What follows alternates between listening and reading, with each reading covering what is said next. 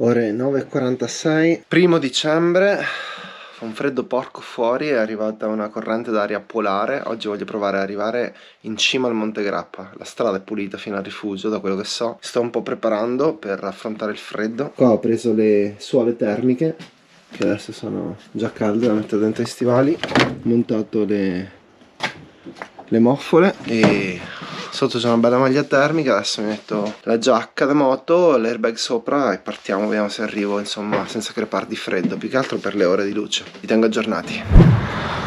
Allora mi sono fatto i primi 60 km, c'ho il raffreddore della Madonna. Sono fermato qua a Pergine Valsugana, temperatura abbastanza buona, nel senso che fa freddo ma sono ben coperto.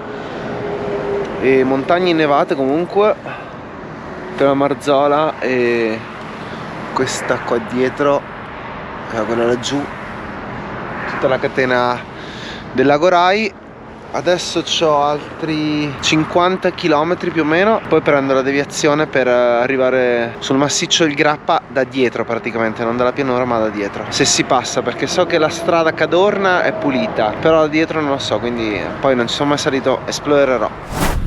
Ok ragazzi, sono sulla Valsugana. Devo dire che non so se è perché sono raffreddato, ma questo è uno dei giorni più freddi in assoluto in cui sono andato in moto. Non ho mai avuto bisogno della cuffia sotto casco, ma stavolta ne avrei avuto bisogno perché fa veramente freddo. Adesso 35 km, poi c'è una deviazione, una galleria e sbuco dall'altra parte della Valsugana. Sta valle qua sarebbe bellissima secondo me, che è molto stretta. Sulla destra ci stanno gli altopiani di Luserna, Lavarone, cioè praticamente l'altopiano di Asiago, poi si estende sopra tutte queste montagne sulla mia destra. E la valle è molto particolare, è sempre stata una valle di connessione tra Trento e la pianura, ma appunto per quello è trafficatissima, specie di mezzi pesanti, quindi è stressantissimo per me farla, orrenda. Poi è una valle che d'inverno è un frigorifero, guarda quei masi là dove li hanno costruiti sotto la montagna, quelli d'inverno non prendono mai il sole. Poi gli austro-ungari ci costruirono di tutto perché avevano appunto paura che gli italiani arrivavano alla pianura. E il Monte Grappa dove sto andando infatti è pieno di residui bellici, in cima c'è il sacrario con 10.000 morti, pazzesco, di cui mi sembra il 90% ignoti. Il Monte Grappa è l'ultima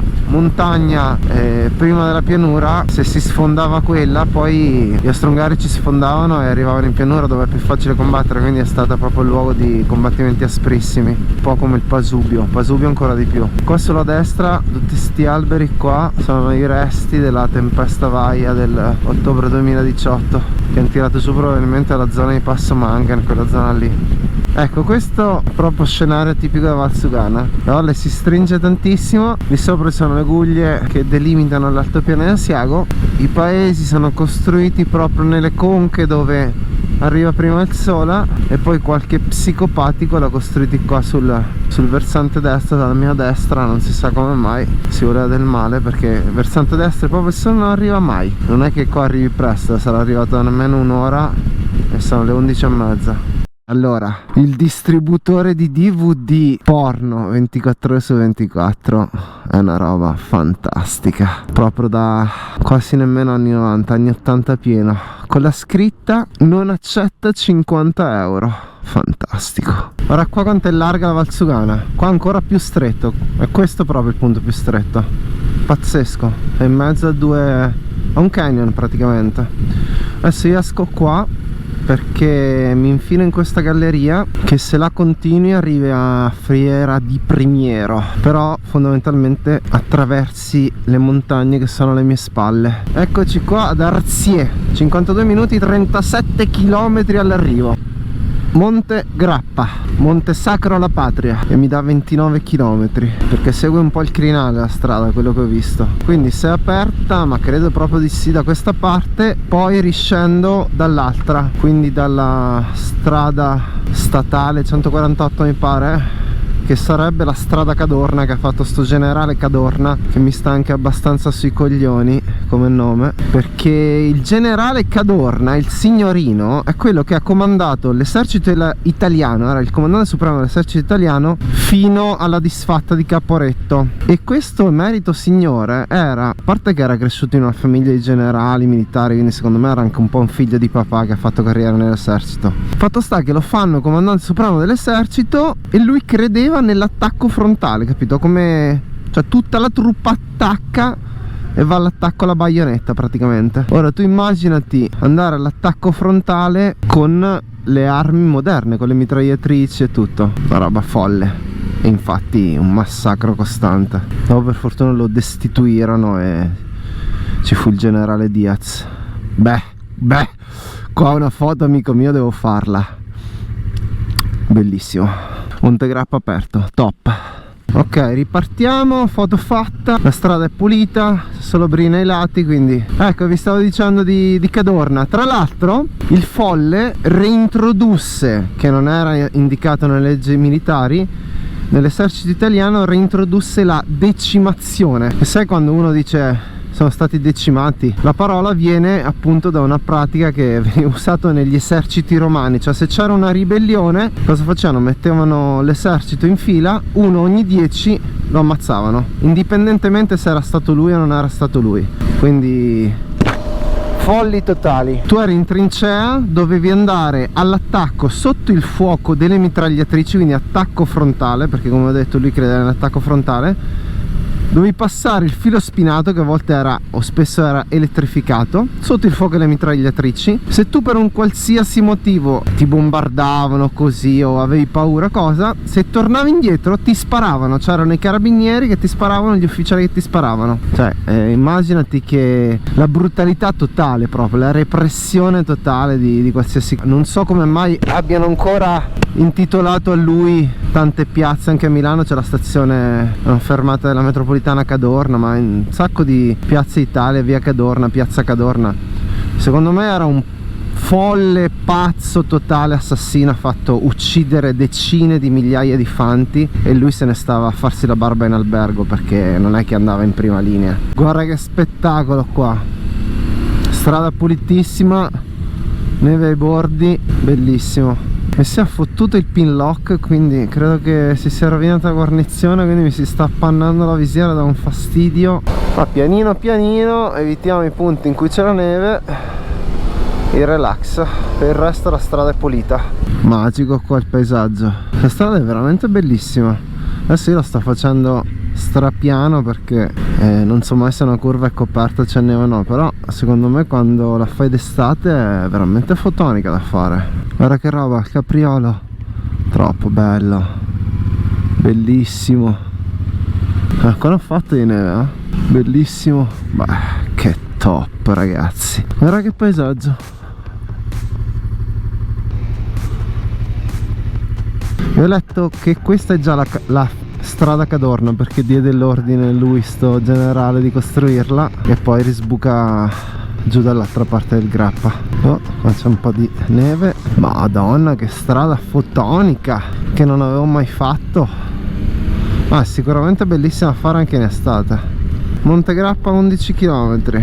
Vamos!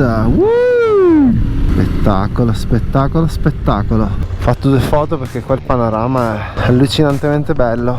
Guarda che perfezione. Comunque ragazzi, che sospendete l'assicurazione a settembre, fate bene, guarda, meglio stare a casa d'inverno, non girare in strada che fa freddo, così le strade ce le godiamo noi motociclisti invernali. C'è quel gruppo che si chiama 6%, chissà se è vero, se che è solo il 6% dei possessori di moto che va in moto tutto l'anno. Eccoci qua, salita per Cima Grappa, 2 km e siamo arrivati. Mamma mia che spettacolo super! Guarda qua tutta la pianura sotto, stupendo, stupendo. Un po' di foschia, beh. E qua sotto inizia tutta la pianura. Qui c'è una spaccatura, che postazione. Qua ragazzi ogni punto ha un qualcosa di storico, no? Veramente camminare sulla storia qui.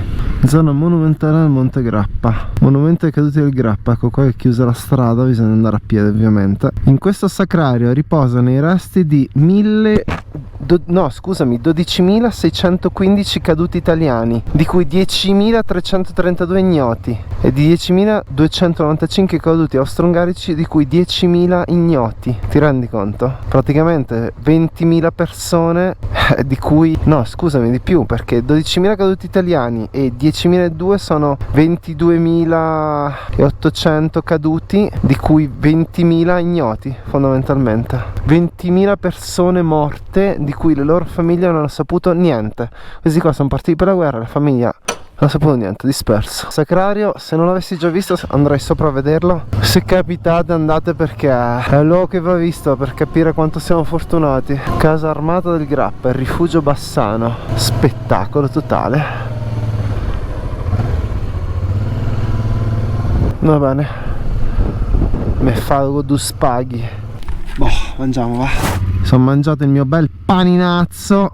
Ora qua, altitudine 1750, un sacco di mezzi dell'esercito che probabilmente staranno facendo un'esercitazione. Qua sopra la cima c'è un vento pazzesco. Ok, adesso ho impostato il navigatore per scendere sempre dalla strada Cadorna, che è quella pulita, e quindi perdiamo quota e torniamo indietro. Ecco qua, si inizia a scendere. La strada è pulita, l'unica attenzione che bisogna fare è a sto braccino che mettono, osteria dal 1939. Adesso scendiamo qua borgate abbandonate. Adesso sarò sceso di almeno 700 metri, sarò intorno ai 800.000 a occhio. Allora qua c'è la vista, ma è tutto nuvolato improvvisamente. Qua tutto chiuso.